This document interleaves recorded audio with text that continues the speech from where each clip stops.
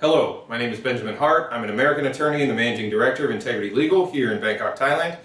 Every couple of weeks I like to do just sort of a roundup of everything I've been sort of seeing with respect to Thai visas and immigration, and this video is sort of a culmination of all of that information. So recently it came to my attention over the ThaiVisa.com forums, and the name of the forum posting, the thread I guess, is Entry Denied Bangkok Airport.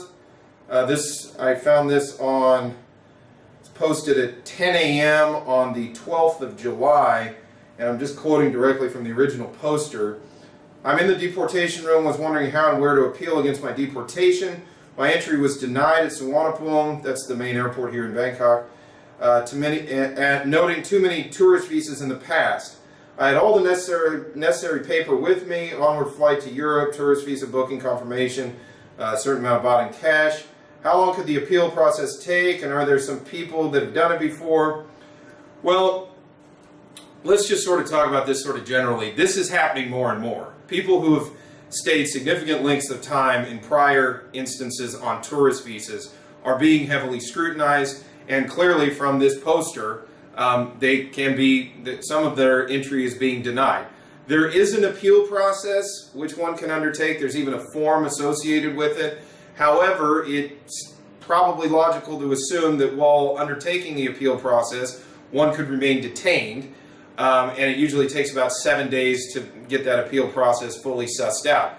So those who have been here in Thailand on tourist visas for significant periods of time should be aware of this and should probably think about maybe changing to a different visa status, especially if the tourist visa is not specifically is not really the visa that covers one's frame of activity here in the kingdom. It's interesting to note that within this posting, apparently the officers noted section 12.3 of immigration regulations. 12.3 basically means that they presume that the individual is using a tourist visa in order to work here in the kingdom. This is very, very similar to a finding of inadmissibility to the United States as an immigrant not properly documented, which is a finding that U.S. Customs and Border Protection officers will often find with respect to those trying to enter the U.S. on a tourist visa. And interestingly enough, and very analogous to this situation, it often happens to those who have been coming into the United States and spending a significant amount of time in the United States in tourist visa status. These officers make the determination that they do not in fact believe that the individual intends to be a tourist, but instead is utilizing the visa in order to live and work in the country concerned, and as a result of that they're going to deny that entry because they don't feel that the tourist visa reflects the actual intention of the underlying individual. This is also interesting to note because it brings up another key point that people often forget with respect to visas and immigration, and that is this. Simply having an issued visa does not guarantee entry to the country concerned. With respect to Thailand, merely having a Thai visa does not necessarily mean one is going to be admitted. Those immigration officers that one meets, say, at the airport when coming in, they are the final arbiters of allowing admission. And if they determine that an individual doesn't actually meet the criteria for the visa that they might even have, they can turn them around. And as I said, this happens a lot in the United States, and clearly the Thais perhaps are taking a page out of U.S. immigration's playbook. Which brings me to the next thing that I kind of wanted to discuss in this sort of Thailand visa and immigration roundup. This comes from the Bangkok Post.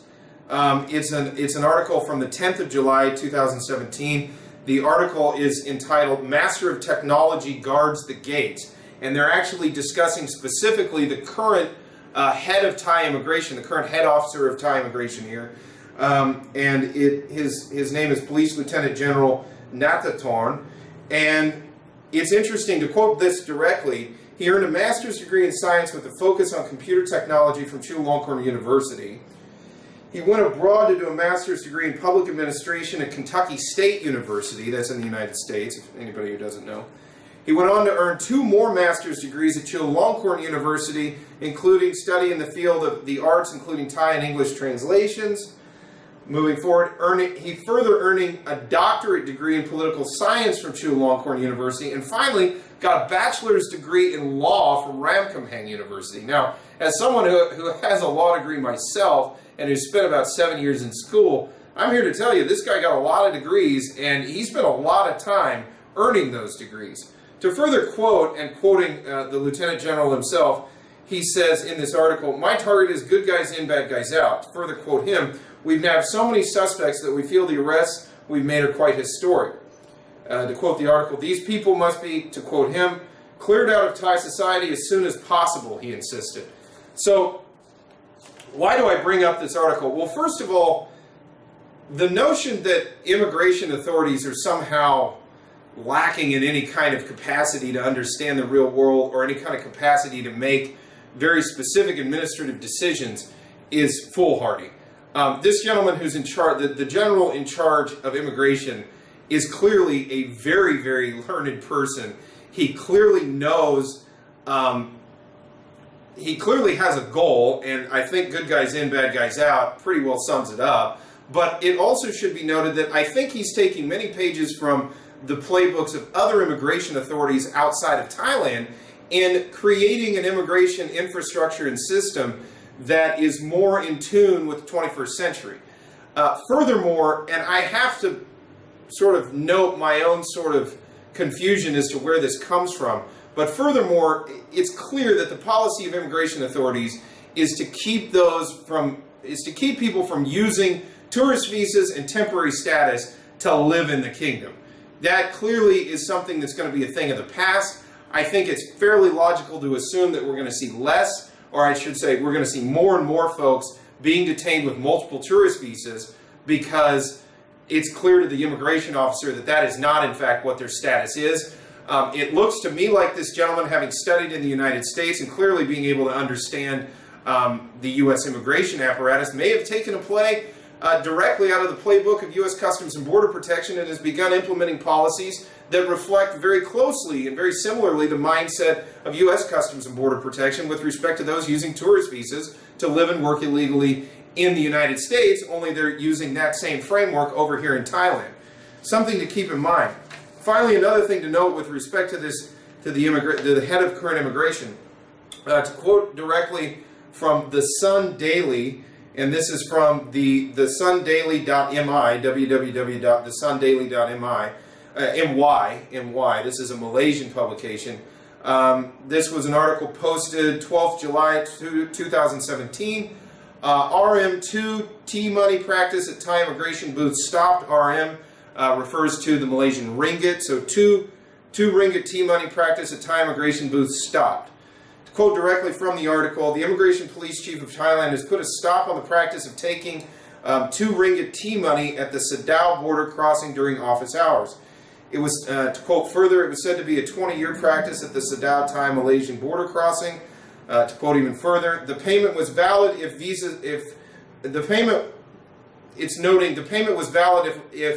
visitors arrived outside official work hours and between 6 p.m. and 11 p.m. the Interior Ministry set the rate to pay for the overtime of officers during such hours. What are we talking about here? Well, what we're talking about is the head of Thai immigration has basically canceled the practice that's lasted for about 2 decades down along the southern border, which basically the practice stemmed from a very pragmatic need, and that was people needed to cross the border at odd hours down there at that particular border crossing. And if that was being done at an off hour, so between 6 p.m. and 11 p.m., then it was determined that those immigration officers who had to do that, who had to assist in the admission or the departure process, needed to essentially be paid overtime. And what could be described as extra duty pay, there is an extra duty fee of 2 ringgit, about 20 baht, that was being paid as quote-unquote T-money, but really it's an extra duty fee. These officers this isn't part of their job description to work during those hours, so if an individual wanted to cross in or out of the country at that time, or during that window, then, sort of extra consideration needed to be made. Well, apparently this practice sort of spread into the otherwise normal operating hours, and it's been going on for years. The current head of Thai immigration has put a stop to that. Why do I bring all of this up? Well, I bring it all up because it shows a clear it shows a clear overarching attitude and overarching policy toward Thai immigration, and that is, it's serious, and they're implementing not only practical and rather logical policies, but they're getting tough on immigration. That's basically what we're seeing here. And immigration officers are being, even at the lowest of levels, are now being required to comport themselves in such a way that reflects the seriousness of the job at hand.